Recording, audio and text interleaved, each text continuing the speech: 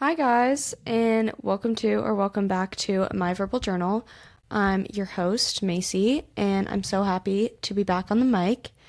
I hope you guys enjoyed the episode 2 weeks ago, the last episode with my friend Ellie, um, talking about our goals for 2025. We'll definitely make sure to do an end of the year kind of recap of our goals and see like where we're at with those. But today is just a solo episode, just me here, and we're going to be talking about the thing that really kind of transformed my mindset and just made a huge difference in my life and kind of just taught me how to be independent and truly not give a fuck about what other people think or want from me. Because the only thing that matters is how I feel about myself. And for so long, I feel like I wasted so much time and energy trying to analyze how other people would think of me if I said something or I did something or wore something. And once I kind of learned how to let go of that and started to do the hard work for myself, it became a lot easier to maintain self discipline and really reach my goals and feel a lot more fulfilled with who I am and just what I want in life. So, hence the title of today's episode, Do It For You, Not Them. I'm not a huge quote person, but I remember seeing this quote once and it just really stuck with me. It's been my home screen on my phone for like a couple years now, honestly. And you can't really read it, but my neon sign behind my bed says, Do it for you, not them. And so it's just been something that I've kind of implemented and decided to live by. Um, so yeah, I'm excited to kind of share that with you guys today and just kind of share some insight on my experience with it, and maybe it'll help you to kind of let go of other people, what other people think of you, and just help you truly be the best version of yourself for you. So, before we get into it, I'll give you guys a little life update. School has definitely been a grind, and I'm not gonna lie, I've been a little bit stressed out, but I honestly feel way more equipped to handle it now than I ever have been in the past. I feel like I've hit rock bottom last year and yeah, last year, in terms of putting literally every fiber of my being into my schoolwork and the gym to the point where I didn't make time for other people or even for myself to like decompress at all. Um, but I've learned that it is in fact possible to still be successful and not be miserable 24/7. Shocking, I know. Um, Obviously, it's not going to be fun and games all the time because nothing worthwhile is going to be easy, as I've talked about so many times and so much in the past episodes, especially like my episode about how there is no fucking life hack. But I think by allowing other people in and kind of taking time for yourself, doing things you enjoy, it makes the hard work feel a lot lighter and a lot more manageable. And you're able to kind of separate your brain from the grind and just live in the moment. Not to say I don't get stressed out and overthink, but it's lessened a lot for me. And I feel like I'm able to commit to all the things I'm involved in and still get my shit done, which is something I was really stressed out about before going into this year, just knowing that I'm taking so many classes and committed to so many different things. But I also know myself, and I know that when I'm on a tight schedule and a routine, I do get a lot done. Like, that's when I'm the most productive. So, yeah, I've been on a super tight schedule, being in 19 credit hours, getting my movement in every day, cooking nutritious meals every day, having my internship with TCU Sports Nutrition, and then also training clients at the rec center as a personal trainer, and then also being involved in a variety of other clubs and stuff while getting enough sleep, and spending time with people that I care about. But I've had to kind of start making certain sacrifices. Like maybe I prepare for an exam as much as I possibly can, but if I would have, like, if I could have, I would have wanted to still be more prepared, but time just didn't allow it. And maybe I could have gotten like 2% better on the test or a few more questions or whatever. But to me, I figured out that's not worth the sacrifice of not getting to the gym or not getting healthy meals in or making time for people I care about or getting enough sleep. So just kind of weighing the pros and cons and managing what's worth it and what's not has been huge for me. I have also really, really been loving my internship this semester with TCU Sports Nutrition, and it's really helped secure in my mind like what I want to do in life, working with just such amazing dietitians and athletes and being in that space. Yeah, it doesn't even feel like work. Like I genuinely look forward to going every single time, and I'm not even getting paid. Like my internships in finance were not very fulfilling for me, and I dreaded it a lot of the time even though I was getting paid. It the time went by so slow and I just didn't feel like I was really in it. So I know last episode I mentioned that I hate sharing this stuff. This is like very unlike me, but it's weird because I obviously I have a podcast and it feels like I feel more comfortable literally sharing this with the world. No clue who's listening to this than I do like saying it directly to the person or to like a friend or something. So, but yeah, I know last episode I mentioned I was getting dinner with a kid who asked me, and I wasn't really expecting anything serious to come out of it because I haven't really been expecting to meet anyone anytime soon, and I haven't felt a connection with anyone in so long, like 3 years. And I wasn't really focused on that at this time in my life. I think I just figured it would come later in life, like after I graduated and kind of got through my shit with dietetics and passed the RD exam and kind of like got a job, moved to wherever I'm going to move to. So yeah, it wasn't ever like top of mind. I didn't really care. I kind of always thought that someone would hold me back and be a distraction. And I thought that I had to just commit 100% to my schoolwork and to everything else I'm doing in my life. And that just wasn't, I didn't have time for that. But one of my goals this year was to get out of my comfort zone. So I was like, all right, fuck it. But it actually went really well, and we've been hanging out. And if you're listening to this, you know who you are, and shut up because I hate getting sappy about this shit. So just remember that I kicked your ass at bowling 3 times the other night. But anyways, I realized that it doesn't have to be like this huge complicated thing, and no one that you're with should hold you back from being yourself or achieving your goals. You guys should support one another. And I never really realized, like, I didn't really think that was possible for me. I have struggled with trusting people and being vulnerable and being myself around people for so long that I just kind of gave up trying. Like, I just kind of figured that no one was mature enough. Like, I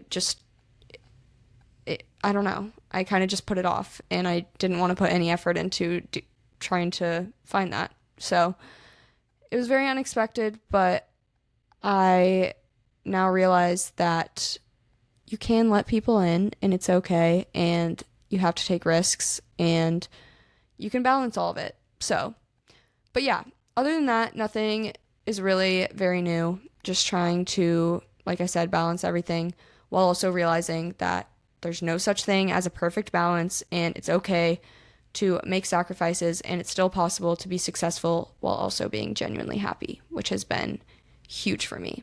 So, yeah, that's my recap. That's enough ranting. Let's get into the things I've been loving lately and an unpopular opinion that I have. So, things I've been loving lately, okay, so you guys know I love Define workout sets, like the brand Define, DFYNE, and they just came out with a new collection, the Defy collection, and finally they have a bright red set, and I just ordered the shorts, and they were out of stock of the fucking sports bras, but then they came back in stock, so I immediately ordered them, and now they're literally out of stock again. So I'm just really thankful that I ordered it when I did.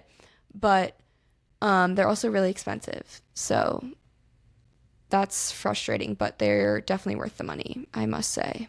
So I'm excited to see if I like this new collection more than the Impact collection, because that's the one I like the most right now. But apparently the Defy collection is really similar. So if you need new workout sets, highly recommend Define.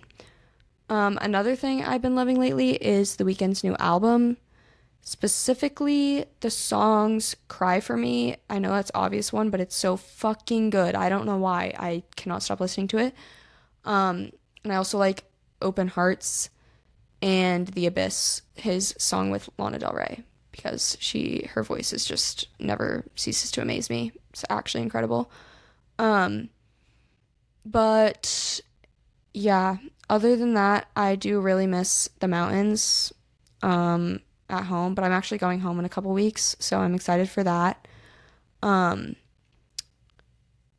yeah, I think that's kind of all I've been loving lately that's new.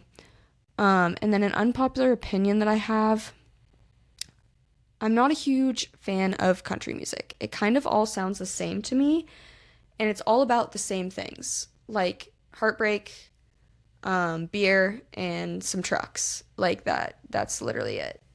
And I'm just like, I don't know. It kind of all just sounds the same to me. Like, there's no depth to it, in my opinion. I used to like it, but I would just get bored of the songs really fast. Like, I'd hear a song, like, I don't know, for a while, and I'd get bored of it. And I'm not someone that gets bored of things. Like, I've been listening, like I said, to the SZA album for this entire year, basically, and same with the Billie Eilish album. Like, I do not get bored of shit. I listen to stuff on repeat, but country music, I just get so sick of it. So yeah, sorry. That is my unpopular opinion. Okay. Let's get into the main portion of today's episode and start to kind of shift your mindset to do things for yourself and not for other people.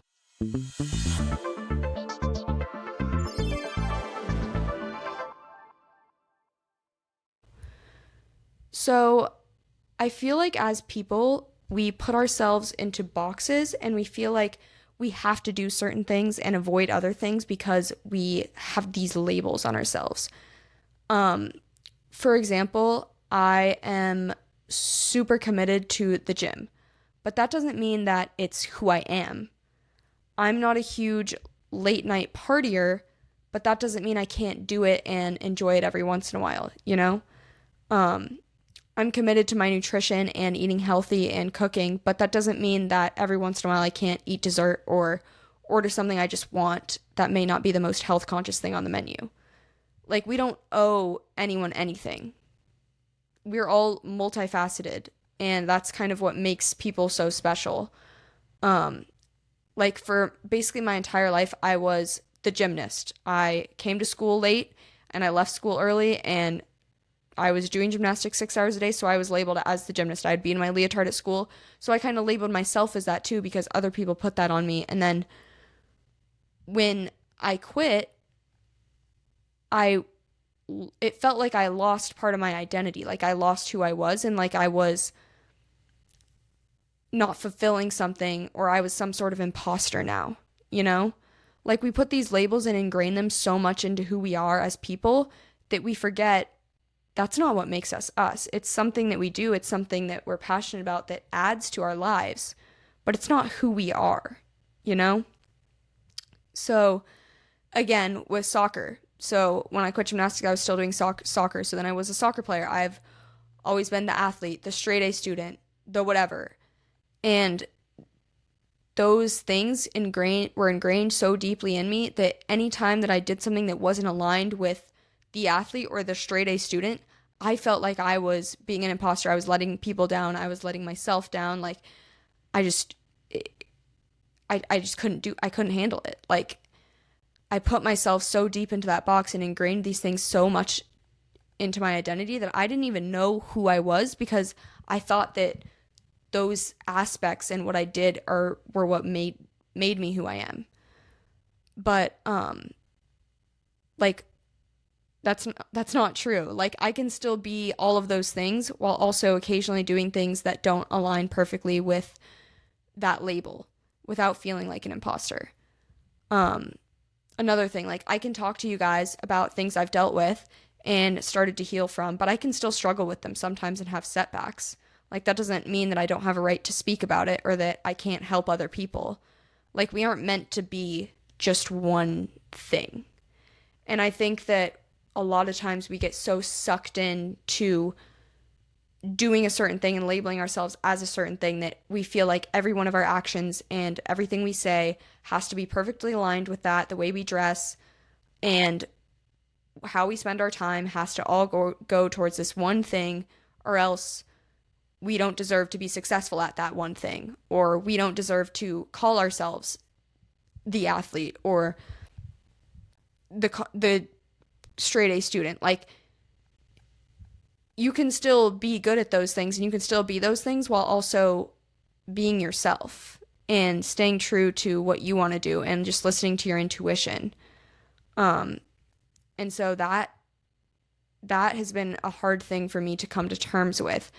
And when I quit college soccer and transferred, I felt like I was letting my younger self down, like I was letting go of this label that I had placed on myself for so long, that I was some sort of failure, some sort of imposter, and that I didn't deserve good things because I gave up. I took a different path. And even though I knew it was the right path for me and I was following my passion and my purpose in life, I still felt like letting go of that was somehow wrong. So I punished myself, like I've talked about in the past, with over exercise and just punishing myself in every way by working as hard as I possibly can, but it wasn't for the right reasons, you know?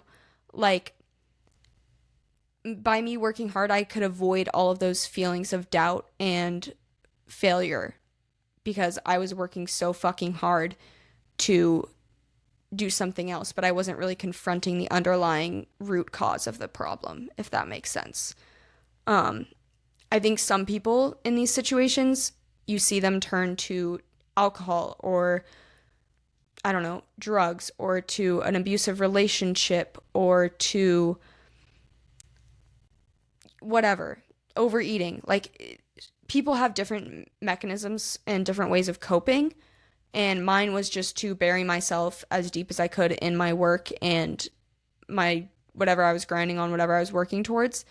And it may sound like a healthy coping mechanism, like, and from the outside it looked like I was just a hard worker. I was disciplined. Like, that's great. And yeah, I am disciplined. I am a hard worker. But that shouldn't be a punishment. That should just be what I want to do, you know? And I should allow myself to still have fun and work hard at the same time. Like, I shouldn't be locking myself up and isolating myself because I feel like I owe that to myself and to other people, you know? So yeah, we aren't meant to just be one thing. And I think I got lost in that for a while. Another example is, for so long, I think since, honestly, since high school, I was really shy in middle school and the start of high school, and I wasn't very confident in who I was as a person. And then I sort of had a little mini glow up, if you will, and started getting attention. And I was like, why did these people not want to talk to me before, but now all of a sudden they want to talk to me? Like what? So for so long, I felt like the only thing I had to offer was my looks. I felt like no one really understood me or even took the time to try, which is why it's been so difficult for me to be vulnerable and to trust anyone. And this kind of caused me to dress a certain way or think about working out to build an ass so guys would think I'm hot, and to make up for the fact that I don't have not much going on in the chest area. And so I was lifting, but it wasn't for the right reasons, you know? Like, I wasn't lifting to get stronger, and so I love my body. It was for this external validation, you know? because I felt like that's what I had to offer. And the only way people would talk to me, and maybe if I looked a certain way, then that would spark something, and then that maybe they'd want to get to know me, you know? Um it didn't work. In case you're wondering. Shocker, I know. But as soon as I kind of shifted my mindset and literally stopped giving a fuck about what guys or other girls thought, I started seeing the progress that I wanted, and I developed like a genuine confidence and love for myself. And I felt stronger. I felt good about myself, and it didn't matter what other people thought. And then shockingly enough, that's when I attracted more people, like when I wasn't trying. So I don't know. It's kind of like people can sense the confidence and the fact that your energy, it's not about what you look like or what you said or what you did or who you're friends with, you know? It's the energy you give off.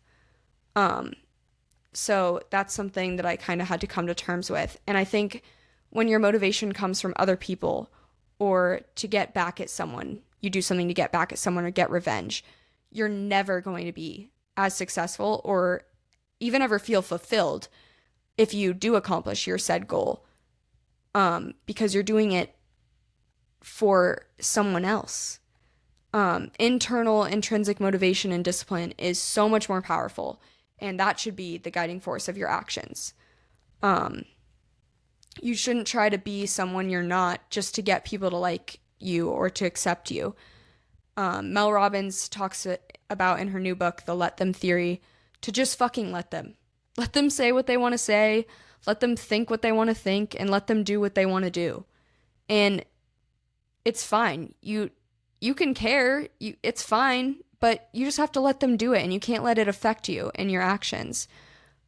And then you, at that same time, you have to let yourself be who you are and do the things that you want to do. And you have to let yourself kind of just, like, you have to open up and really be in touch with who you are and what you want. And then the right people will come, and the wrong ones, they'll leave. Because people grow on their own timelines, and it's not always going to align with yours perfectly, and that's okay. It doesn't mean either of you did something wrong, but maybe at this point in your life you aren't meant to be together, or you aren't meant to be friends. And maybe they'll come back, maybe they won't. Maybe they already served their purpose in your life, and it's time to move on. But as people, we want to control things so bad, but the only thing that you can truly control is yourself. So why are you wasting energy trying to be something you're not, to try to get someone to accept you who isn't doing it for the authentic version of you? Like, they might like the show you're putting on, they might like who they think you are, but the amount of time and energy it takes for you to put that on, it's not going to be a lasting friendship or a lasting relationship. Because seeking validation in friendships and relationships, it's not going to get you a healthy one or one that's going to last long term. But once you start living your life for you, the right people come along because they'll be aligned and attracted to your energy. It won't feel like this complicated, toxic situation. And no matter how much you accomplish, it just will never feel like enough if you're doing it for the wrong reasons. It just won't. Like, you have to do it for yourself. And then you'll get that fulfillment. You'll get the confidence. You'll get the self-love. You'll get the best friendships, the best relationships, the success, the whatever you want, it will come. But it's not going to come if you're doing it for other people. You know, you're never going to feel fulfilled by that. I had my career, my whole life plan, all set up in middle school and high school. I thought that if I had a good job and I made a bunch of money, that I would live a happy life. I never ever realized how much passion and purpose can make all the difference. So I went to school for finance because I hadn't really found my passion yet, and my dad was in finance, and it just seemed like what I should do. So I got into this great business school and also got an opportunity to play soccer there, which I wanted to play college soccer my whole life. So it just lined up. It seemed so perfect. And I was like, wow, everything's falling into place exactly how I wanted. So I went to class, I got good grades, but I did not feel excited about what I was doing. Um, I interned with my dad on his financial planning team, and it was a great experience. I mean, it was fine, but it wasn't igniting anything in me. And the thought of doing that for my entire life was terrifying. Like I could just see I was like, I can't sit behind this desk all day and talk about money. Like this isn't igniting anything in me. And I'm a very passionate person. So that was really hard for me. And I'm also a very like organized, planned person. So admitting that this wasn't what I wanted was also really, really difficult. And I knew I could do it. I knew I could be a financial planner. I could get through school, get good grades, get an internship, get a job. But I would be doing myself and others such a disservice because my heart was never going to fully be in it.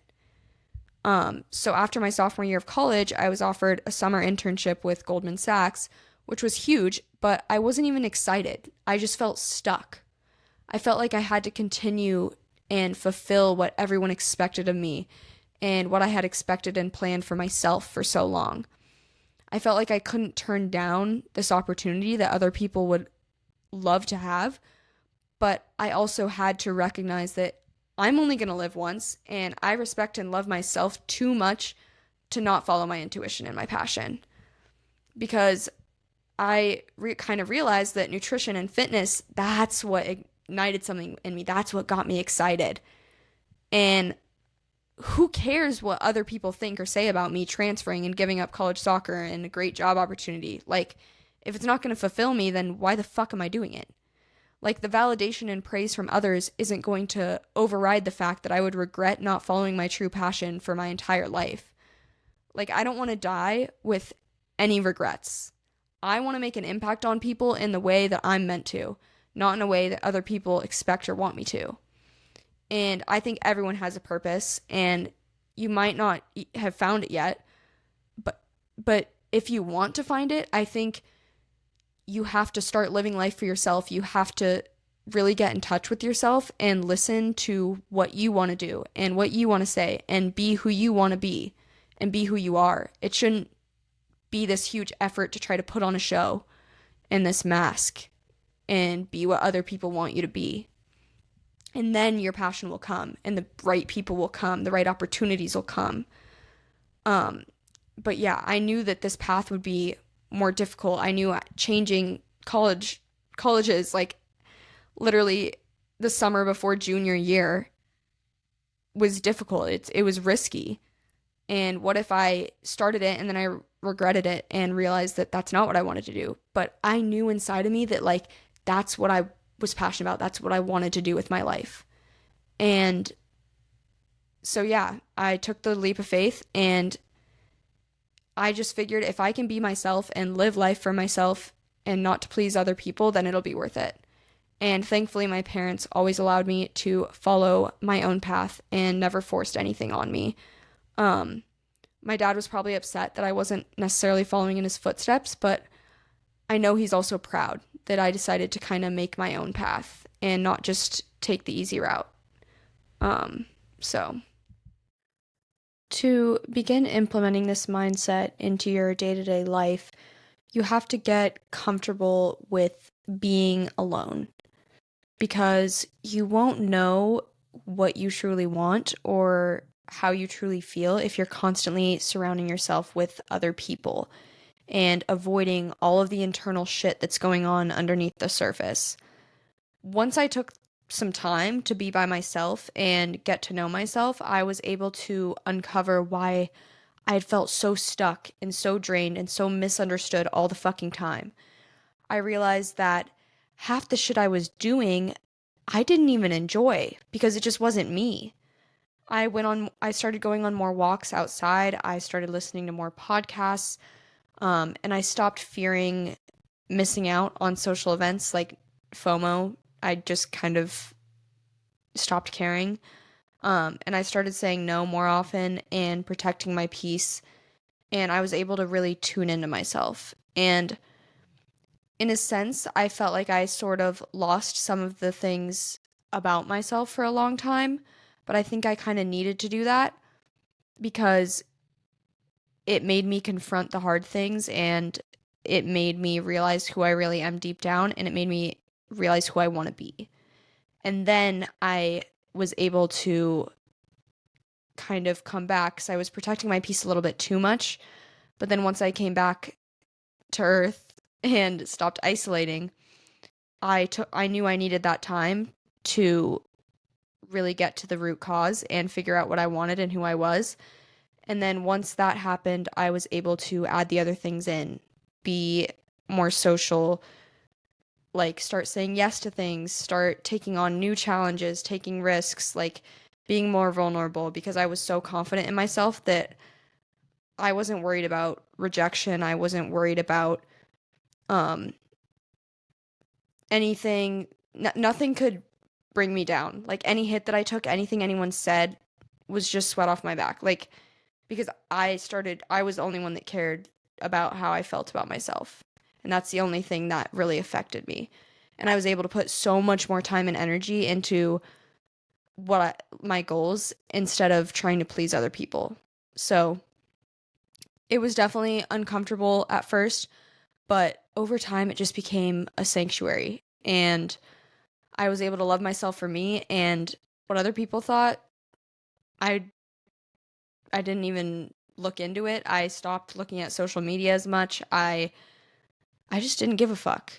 And I think a lot of people go their entire lives without figuring this out, and they live life for other people for so long. But once you're comfortable being alone and you discover what you want and who you want to be, then the real work can begin. You start finding your passion, you start implementing a routine and the habits that align with you and your goals. And you confront the painful aspects of your past and you can learn from them instead of just distracting yourself and avoiding them. So, please take the time to get to know yourself and stop doing things because you think it's what's expected of you or because you want to fit in. Stop trying to be average and just be yourself because the right things will come. And if you are in that period of isolation and you're feeling down and you feel like you've really mastered being alone, I promise you it gets better and that it will be worth it. That time you took away and to be by yourself and learn about who you are, it will be worth it. I promise you. I really do, and it will get better. But yeah, I love you guys so much. Thanks for listening to this week's episode. As always, you can follow me, DM me, give feedback, ask questions, whatever you need. I'm here. Both my Instagram account, my personal one, and the podcast Instagram account are linked in the show notes below. Please leave a rating and review and share this with a friend who may need to hear it. It means the world to me and just helps grow the show. So I would really appreciate it. I will talk to you guys soon. Much love, Macy.